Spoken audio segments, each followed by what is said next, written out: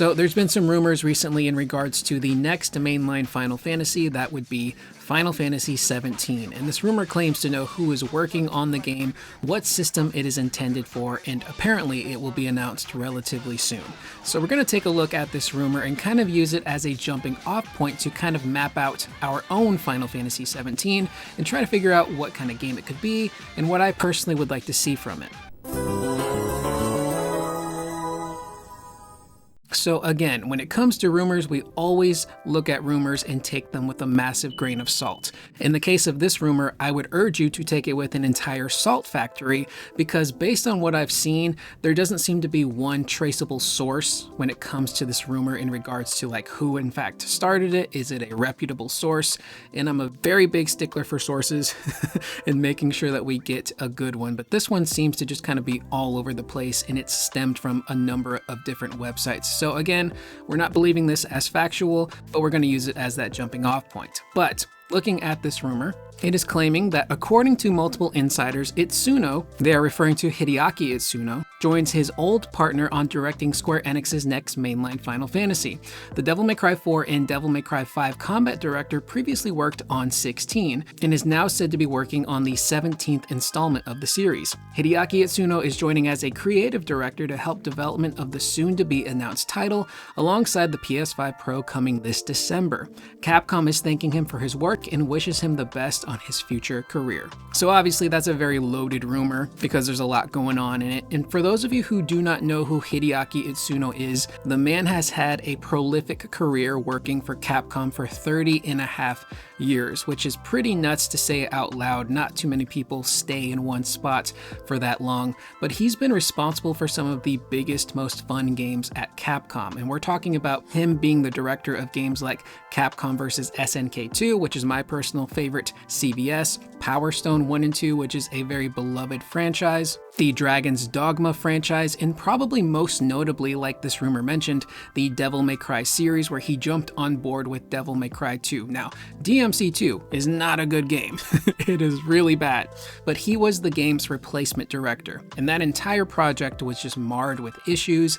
It was rushed, and the team that was chosen to put that game together didn't have a lot of experience with action games, so I kind of give him a pass for that one. He is, however, responsible for Devil May Cry 3, 4, and 5, with 3 being probably one of the most popular and important Devil May Cries to ever release. It was the Devil May Cry that really cemented the franchise as a legitimate action contender, especially for character action, but it also, again, kind of solidified the genre of character action games. And shortly after that, we saw other character action games like Ninja Gaiden and Bayonetta, all of these really stylish combo-heavy games that would make their appearance. So the man knows his stuff, he knows action, he knows combat. And again, he's now available. After working at Capcom for 30 years, he resigned and is now apparently working with a new studio and already working on a new game. And that comes to us directly from Itsuno himself, where he announced that he's already working on a new project. So putting those two things together, the possibility of Itsuno joining Square Enix to do Final Fantasy XVII and be that game's director,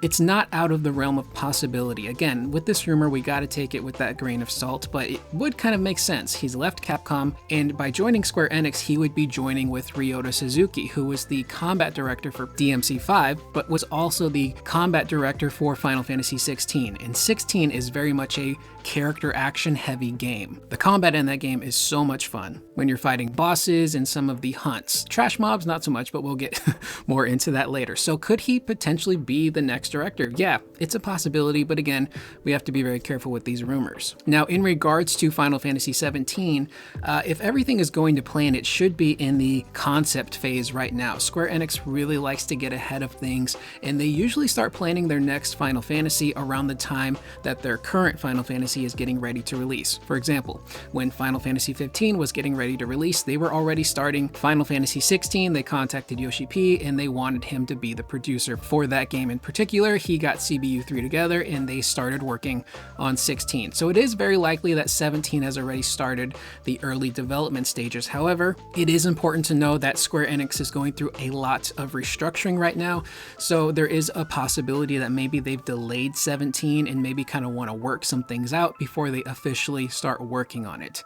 Square Enix is headed more into a territory where it's quality over quantity. They're still keeping big budget games, but they're going to be making fewer of them. And if 17 is delayed, that's not really too big of an issue. Square Enix does still have some big hitters coming out within the next 5 years or so. We've got Final Fantasy VII Remake Part 3, which should hopefully come out in 2027. There's Kingdom Hearts 4, which has gone silent since its debut, but I would expect them to have some sort of info on that game sometime next year if they don't have anything at this year's Tokyo Game Show. And then of course there are the long rumored remakes for Final Fantasy Tactics and Final Fantasy IX. So there are some games there to help fill in the gaps of Square Enix releases, assuming everything is, working out fine. So our main options here would be Square Enix outsourcing the game. I don't think they want to do that.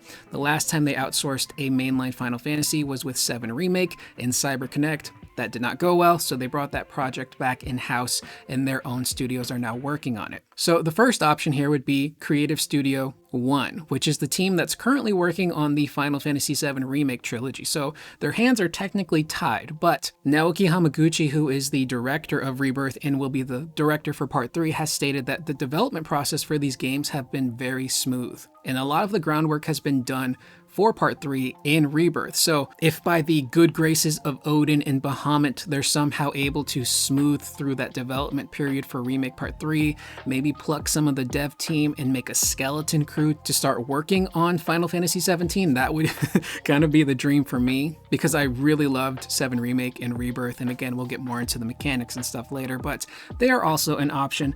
The other option, which is a little bit wishy-washy, would be Yoshi P and CBU3, or Creative Studio 3 as they are now known. And Yoshi P has really gone back and forth when it comes to potentially directing a new Final Fantasy. He was the producer for Final Fantasy 16, and in past interviews he said that it was a pretty draining process and that he wants his next project to be an original IP. Months later he would walk that back and say yes, he is now open to the idea of directing, not producing, directing a new installment of the Final Fantasy franchise, which would most likely be Final Fantasy 17. So they are also an option there. Although the one caveat is that they were developing 16, was most likely starting its concept phase. Now there is another option. Due to that Square Enix restructuring, they're now allowing all of their creative studios within Square Enix to actually work together and communicate with one another. Before it was very much closed off. Every studio had their own section and they were kind of doing their own thing. But now with things being opened up, maybe theoretically you could pull people from CS1 and CS3 and kind of make a new dev team and hopefully kind of have the best of both worlds when it comes to what they're doing with the 7 Remake trilogy and what they've done with Final Fantasy 16. That's also an option. But I can't lie, part of me would be incredibly interested to see Itsuno hop on board and reunite with Ryota Suzuki to see what they could do with the next Final Fantasy. Again, that would most likely lean towards character action, something like Devil May Cry, very combo heavy, very stylish, very fun, kind of what we got with Final Fantasy 16. You can kind of label 16 like a light version of Devil May Cry. I feel like using diet is maybe a bit of an insult, but Ryota Suzuki knows what he's doing. He knows these kinds of action combat mechanics, and I think he could really finesse a Final Fantasy 17 combat system and learn from, whatever mistakes they had with 16. And the same goes for Itsuno. This man knows his way around action games. And we'll get more into the mechanics of what this game could be a little bit later, but first, what would the style, the overall aesthetic of a Final Fantasy 17 be? Would they go back to the dark medieval fantasy like we got with Final Fantasy 16? Would they do something like Final Fantasy VIII, which I think has a really cool blend of futuristic vibes with modern, at the time modern, and elements of the past with, a lot of the vehicles and how some of the towns are kind of old school looking? I think that would kind of be a nice blend and a nice transition phase for a lot of people to have kind of all of the different generations, futuristic, past, present, all that stuff. So that would be really cool. Do they go more steampunk? Do they try to do something completely new and original? Do they try to set it in modern day times, which I don't think I would want to see personally? There's a lot of different options there. Just looking at the past Final Fantasies and what they've done with their overall aesthetics and eras that they've been set in, there's a lot you could, move towards. Now, the biggest thing would be gameplay, combat mechanics. Now, I know there's a ton of people out there that really want Final Fantasy to go back to being turn-based. When it comes to the mainline Final Fantasies, the new ones, I don't think that's going to be happening. It really does seem like Square Enix is moving towards a future where Final Fantasy games are either character action like 16 or action RPG like the 7 Remake series. Side Final Fantasy games like Final Fantasy IX Remake and maybe some spin-offs could, still keep that turn-based stuff intact. And I know people love it and they miss it, but for the purposes of this video and what I kind of personally really like, I'm going to be leaning more towards the action stuff. Now, which direction do you go with the action stuff? Again, Itsuno and Ryota Suzuki, they're very much in that Devil May Cry character action genre with their games, like we got with Final Fantasy XVI. So I could totally see them doing something like that, but more advanced, maybe a little deeper with its combat mechanics, especially the combos. One of the things that I was kind of disappointed with in 16 was Clive didn't really have a lot of basic combos. It was basically square, square, square, square. There were no pause combos or delay combos. I'd love to see them integrate stuff like that into whatever the next Final Fantasy ends up being. And character action games tend to be a one character kind of thing at a time, but it would be nice to incorporate a party system. That was one thing from 16 that I thought was kind of lacking, was being able to switch characters, or at least getting your party members more involved that were there. Like Torgal. Torgal I wish would have had more to do in battle. I wish he had his own skill tree to learn abilities and get stronger. And then the times where Sid and Joshua and Jill joined you, it would have been cool to have synergy type stuff like we see in the 7 Remake franchise, being able to swap to them, just being able to interact more with them. Again, I look back at Final Fantasy XV and I love the camaraderie stuff between Noctis and the Chocobros in that game.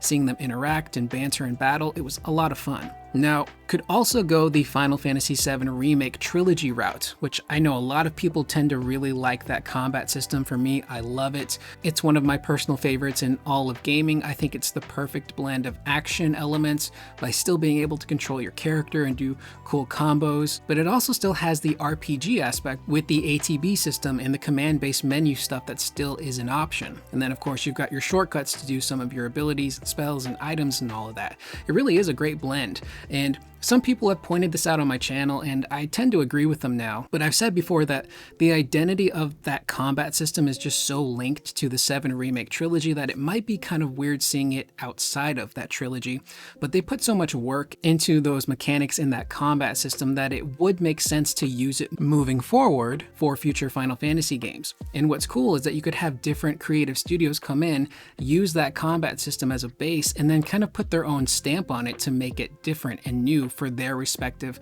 Final Fantasies. And then of course there's the RPG elements. Should Final Fantasy XVII have RPG elements? Now what I'm about to say might upset some people, might sound like sacrilege, but my answer depends on who is developing it. If this is going to be a character action game and it's Itsuno with Ryota Suzuki or Yoshi P in CS3, I kind of want them to not have RPG elements in it.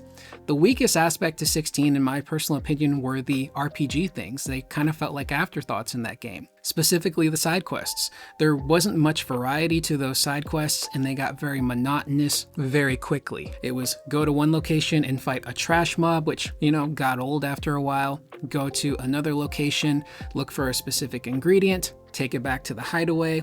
Another one would be look for somebody, and then you go to the town where that character is, you talk to somebody, they send you to talk to another person who sends you to talk to another person who sends you to the person you're actually looking for, and then you get surrounded by a trash mob. So it got really repetitive, really fast. I also think 16 was a little bit too long. I think if you trimmed 15 to 20 hours out of that game, it would flow so much better and have, a much better pace to it. So again, if that's the crew that would handle this game, just do a straight up character action game. Don't worry about the RPG stuff. Just worry about making a fun, cool, stylish Final Fantasy that has great characters and a compelling story. I don't need to play for 40 plus hours in a Final Fantasy to get any satisfaction. I feel like if you did a 20-hour Final Fantasy that was sound mechanically with its writing and its music, it would still be pretty good. Now, if CS1 would be the crew handling it, then yes, by all means, please keep the RPG elements. The RPG stuff in 7 Rebirth I thought was fantastic, stemming from the combat, again, bringing in the ATB system, still having the command-based menu system, still being able to do a form of turn-based by having the computer auto-attack, and then you just pick your commands, I think is still cool. The equipment, the accessories, the materia system. Speaking of equipment and accessories, that also felt like an afterthought in 16. There was really no reason to craft stuff in that game because you were always going to come across something better either in the store or on the main story path. But then we look at other RPG elements like the folio system, the upgrade system in Rebirth. It wasn't really anything fancy. They didn't reinvent the wheel there. It was essentially an upgraded sphere grid. But if it ain't broke, don't fix it. It worked pretty well, and I very much enjoyed it. And then, of course, one of the biggest aspects to an RPG are the side quests. I thought the side quests in Rebirth were fantastic, and there's a number of reasons why. One of the biggest ones is variety. There's a number of things to do. You can race with the chocobo. You reunite with past characters. You go hunting for pirates' treasure. There's a lot of things you can do. But some of the other things that made those side quests so good and so fun were, again, the combat, the music, and the overall writing and performances from those characters. Take, for example, the mission in Junon when you have to escort Salmon the dog to the crow's nest. In any other game, that mission would suck balls. It would be the worst, it would be tedious, it would not be fun. But the way Rebirth does it, you've got some incredible music with the Fight for a Stamp song, which has the music that plays when you're roaming and just kind of leading Salmon along the way. And then it shifts into this really high energy, high octane, almost kind of pop kind of beat when you're battling enemies.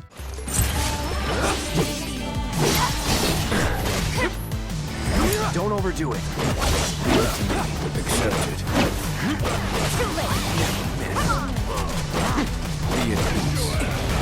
So that amazing combat with the amazing music, and then to top it all off, you've got some really great character work in all of these side quests. Again, that side quest in particular, there's some hilarious banter between Cloud and Barrett that keeps you invested as a player, and it keeps doing what would normally be a mundane side quest surprisingly really fun and satisfying. And if 17 can, maybe strike a balance between the two, that would probably be the best of both worlds. But again, it's really going to hinge on who exactly is directing the game. And speaking of characters, you have to have really compelling characters. Now, comparing characters from Final Fantasy VII to 16 isn't really fair. 7's characters have been around for a very long time. A lot of us, including myself, have a bias towards them, but I look at the writing in the 7 Remake trilogy and I love it. I love the overall story, but more importantly, I love the characters. I love the way that they're depicted. I love how they're written, and they're backed up by some incredible voice actors on the English and Japanese sides. These are people that really understand the characters and portray them in a way that makes them feel human. These feel like I'm watching two characters that are human beings actually interact with each other instead of it feeling like, very robotic like a lot of the older Final Fantasy VII games were. The characters in 16 I thought had great potential. I thought Dion was wonderful. I thought Cid was incredible, but he gets taken away from us like not even halfway through the game. Then you have characters like Benedicta, who I thought had so much potential as a character and for story stuff, and she's there for a cup of coffee and then she's gone. So I wasn't too crazy about the character work in that game, and overall, the tone of 16 is very different from 7 Remake and 7 Rebirth. It's really dark, it's super depressing, it's a very serious story, so there's not too much room for, comedy or lighthearted stuff. But it's incredibly important that you have characters that you genuinely like and want to spend time with. I look at a game like Final Fantasy XV, which clearly has a lot of issues with its story and its structure, but one of the reasons why I kept playing that game and I kept going back to it was because of Noctis, Ignis, Prompto, and Gladio. I loved spending time with those characters, whether we were fighting enemies, driving in the regalia, eating at a diner, exploring a spooky dungeon. I loved the banter between those guys, and the voice acting was great. I thought the writing was also great for those characters, and they felt like real, genuine friends that were on a road trip together. So the next Final Fantasy has to kind of have maybe not necessarily a super light tone, but I kind of like a balance between light and dark in those funny moments. But I really just love the character work in these games. So that's really important and super hard to nail down, but once you do it, it's fantastic. Now, the last thing that I'm thinking of would be the music. Now, obviously the dream would be to have Uematsu come back and score the entire game, but I don't know if he has it in him to do so since, he's getting older and he's been having a lot of health issues, but maybe bringing him in to do a couple of songs here and there would be super cool. I also would not hate having Masayoshi Soken come in and do the soundtrack for 17 as well. And also, if they do a game that is a little bit more futuristic or kind of like, again, Final Fantasy VIII, which is a combination of different eras, I would love to hear his take on a futuristic song or a modern song or a song from the past, because again, with 16 we very much had that dark fantasy kind of vibe to the soundtrack, except for a few songs. That Titan song is very much like something out of Devil May Cry. It's insane.